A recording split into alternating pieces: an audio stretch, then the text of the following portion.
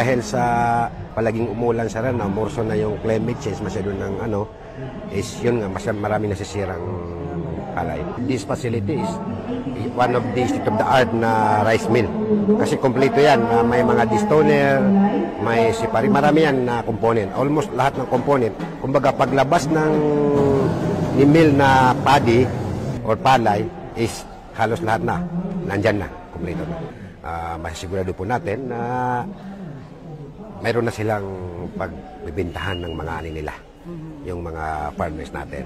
Hindi na maiwasan natin yung mga posibleng masira kasi itong facility na ito, as you say, mayroon siyang kaakibat na mechanical dryer. So it will really help.